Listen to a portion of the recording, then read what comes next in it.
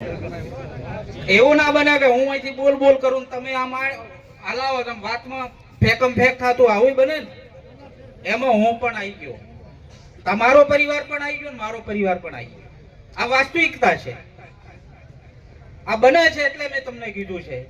એટલે આ બધું જ આપણે બધાએ સાથે રહીને કામ કરવું પડશે. અને આ 16 ગામમાં બંધારણ એવું કરો કે તમારું ઉદાહરણ આખા જિલ્લામાં લાગુ પડે એવું કરજો. આખા જિલ્લામાં તમારો સંદેશ છે કે ભાઈ 16 ગામ વાળાએ આ બંધારણ કર્યું જ મળી સાહેબ. તમે કર્યા પછી તરત જ ત્યાં બાજુમાં આપણે આ 42 છે, 5 ગામ હોય, 12 ગામ હોય, બધાય મળવાના છે. લાઈન થી લાઈન, સ્ટેપ થી સ્ટેપ આપણે આ બંધારણ કરવાનું છે. એટલે તમારો પણ સાથ સહકાર ત્યાં જોઈશે. પણ વડીલોને ખાસ એક વિનંતી કરવી છે, બે હાથ જોડીને તમને એક મેં સાંભળ્યું છે અને આવું જાણવા મળે છે, ઘણા બધાને મા બાપ એ આપણા મા બાપ હોય છે. મા બાપ કોઈ કુમાતર કે એવું હોતું નથી, પણ મા બાપની સેવા કરવી હોય તો આપણે જીવતા જેટલી કરવી હોય એટલી કરો. જીવતા જેટલી કરવી હોય એટલી કરો તોય ઉપર લખાશે. પછી માણસ આપણી માં કે બાપ આપણો જતો રહે અને પછી કે મારે હવે અહીંયા ડબ્બા રેડવા છે તો શું કામના નો ગણજી, પછી પાછળથી કોઈ ખરું? એટલે આપ સૌને વિનંતી, એ પણ બંધારણમાં આવશે, જે પણ આપણા આગેવાનો 16 ગામના કર્યું છે આવશે. પણ વડીલોને એક વિનંતી છે કે આપણા માપ હોય, આપણા વડીલ હોય, બધે ફર્યા હોય. ઘણા વડીલો એવું કે તાર ડોહો તો ખૂબ ફર્યો, ખૂબ ગાધું, કે કર્યું થાય ને આવું. એ લાગણીથી કે છે, એવું નથી, એના ભાવ ખોટો નથી, ભાવ નથી ખોટો, પણ લાગણીથી કે ભાઈ કાધું છે ખવડાવો, આવું કે ને.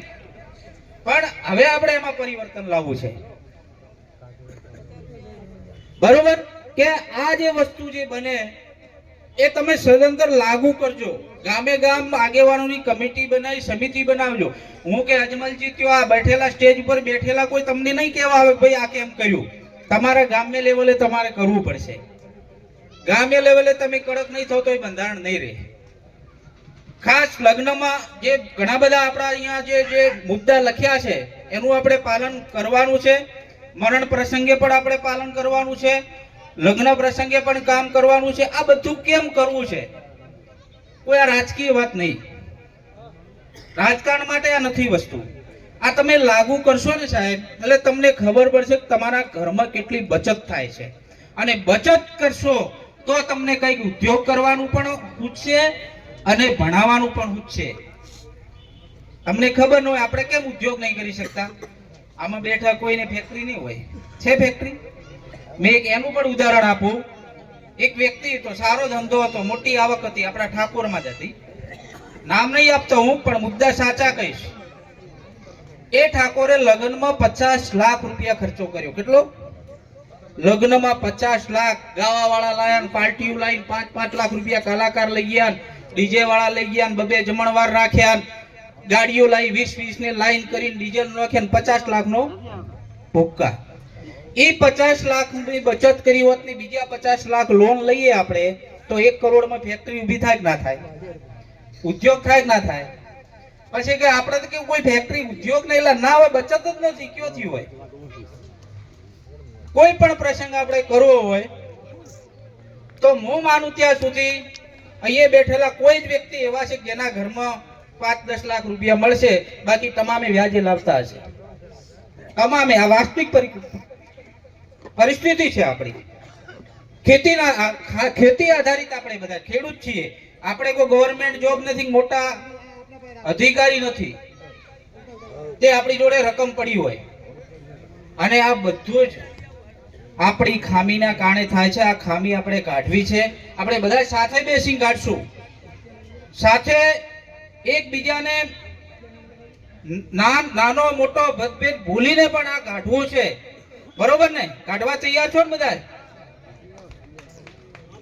બસ તો આપ સૌનો સાથ અને સહકાર જોઈએ. તમારા 16 ગામનો પણ અમે મેસેજ લઈ અને આખા જિલ્લામાં ફરશું કે તમે શરૂઆત કરી છે. આપણે બધાએ આ જે પરિવર્તન લાવવું છે એક સાથે મળીને આપણે લાવશું, એવી વાત સાથે મારી વાત વિરમું છું. ભારત માતા કી ચામુંડા માત કી આખી રોમશેર પેલી બાજુ ભાદ્રવતીએ ભણાવી દો માતાજીના મંદિરમાં બેઠા હતા ચામુંડા માત કી પ્રથમ તો બે હાથ જોડીને મારા દરેક સમાજને અને હોળા ગામને હોળાના હોળ ગામને ખૂબ ખૂબ હાર્દિક સ્વાગત કરું છું. મંચ પર બિરાજમાન બધા એમ ગણો કે આગેવાનો બેઠેલા છે, બધા નાનાથી મોટા કરીને મંચમાંથી બેઠા એ પણ આ બધા એક જ માળાના મણકા સાંભળે.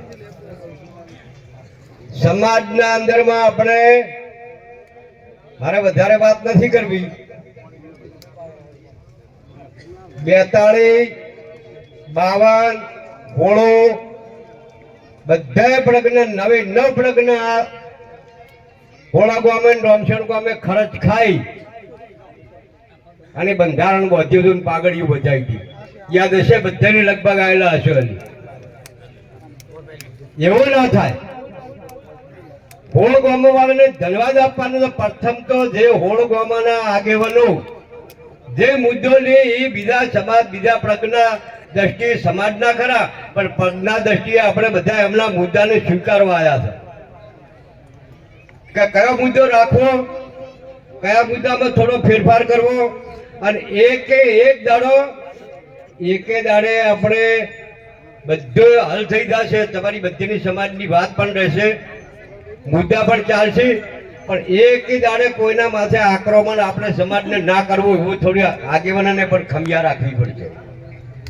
એને પ્રેમથી કહેવાનું કે ભાઈ આપણે સમાજના અંદરમાં આ મુદ્દો છે, આ બંધ કર્યું છે, આ બંધારણ છે, તો આનાથી થોડા હળવા પડો તો સારું. આપણે એકદમ એને જો એમ કહેવા છે અને ઘરે કોઈના ના જાવું, તારો આટલો દંડ છે, તો એની જોડે બીજા 50 સાચી. સાચી હકીકત છે. કોઈ એમ કહેતા હોય ને આપણે કે એક દાડે આવું બની જાય. રોમશનના અંદરમાં કેટલો પહેલો ખર્ચો કર્યો હતો, એ મુદ્દો ચાલ્યો, પણ આ ચલાવવાનો છે ભાઈ. આ હોળે ગામના આગેવાનોને ધન્યવાદ છે, અને રોમશણ ગામને તો આ જે તમારા હોળાના આગેવાનો જે બંધારણ કરશે એને આ બધા આપણે રોમશણ ગામના બેઠા, હોળ ગામના બેઠા, ભાદરા છે, ચોરા છે, રોમશણ છે, ભાકડિયાલ છે, ધ્રોબા, ધોણસલ, હોળે ગામના મળી અને જે તમે બંધારણ કરશો એના બંધારણમાં અમારો એમ ગણો તમને ટેકો આલવા અમે બંધાયેલા. ભાઈ આપણે બીજા પ્રજ્ઞામથી આવ્યા હોય, આપણે શું આ બંધારણમાં રહેવાનું છે? હું તો ઊંચી ઓગણી કરી હોળા વગરના બીજા પ્રજ્ઞાના આપણે આયા હા, એ બધા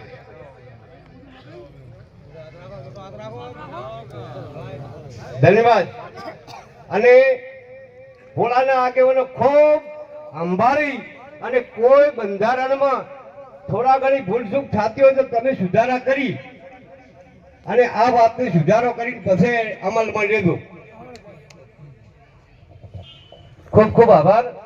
હવે આપણા વચ્ચેથી ભાઈ ડોક્ટર સાહેબ ને શરણભાઈ ને તરત જવાનું છે. હવે પ્રકાશભાઈ ડોક્ટર સાહેબની વિશ્વમ હોસ્પિટલ પોતાની છે અને આમાં તમામ જાતના રોગોના નિવારણ થાય છે. એટલે આપ સૌને વિનંતી છે કે બીજે પૈસા ભરવા એના કરતા આપણા ઘરના દીકરાને ત્યાં જવું ને ટ્રીટમેન્ટ પણ સારી થશે. સરવણજીને બંનેને ઇમરજન્સી કેસ છે એટલે જવાનું થાય છે, એટલા માટે એમને રજા આપું છું. સરવણજી ને પ્રકાશભાઈ બે બંને એવા છે, તાળીઓ પાડી થોડો આભાર માનજો આપણો. અહીંયા બધાય એ બદલ ખૂબ ખૂબ આભાર સાહેબ. હવે જે પહેલો મુદ્દો મેં જે કર્યો, સોળાવાળાના આગેવાનોને વિનંતી કરું છું કે માન્ય છે આપણને તો હાથ ઊંચો કરે. 21 જણાએ સત્પન કરવા જવું. બોલો સદારામ બાપાની. હવે હું આપણા લોકલાડીલા અને બહુ બોલકા એવા અમારા વડીલ અગરાબાને વિનંતી કરું કે થોડી સમાજને પ્રવચન કરશે. હવે થોડું આપણા વડીલ અને ભાચરવા ગામના આગેવાન એવા ઉકાબાને આલું કે સમાજ વિશે ચર્ચા કરશે થોડી. આ પહેલો મુદ્દો છે એ લખેલો, હજી મુદ્દાઓ ઘણા બાકી છે. આ પહેલો મુદ્દો જાહેર કરું છું. ઉકાબા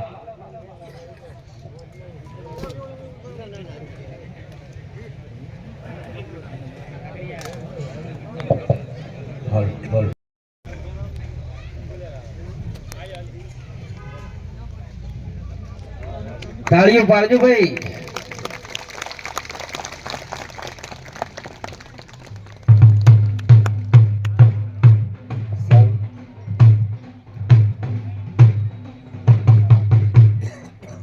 તમે ઉભા રહેજો. અમારા બીજા એવા જ તમે સાહેબ બેહો. એવા જ બાઉસ લીડર છે કરશે. કેમ કે ડીસા વાડી વડલી ફોર્મના વતની છે અને સમાજ માટે ગમે ત્યારે કામ કીધું છે કે ભાઈ પેલા ડોક્ટરે લાખ રૂપિયા બિલ કર્યું છે તો લગભગ 25,000 માં પટી ગયું છે. આ વ્યક્તિ એવા છે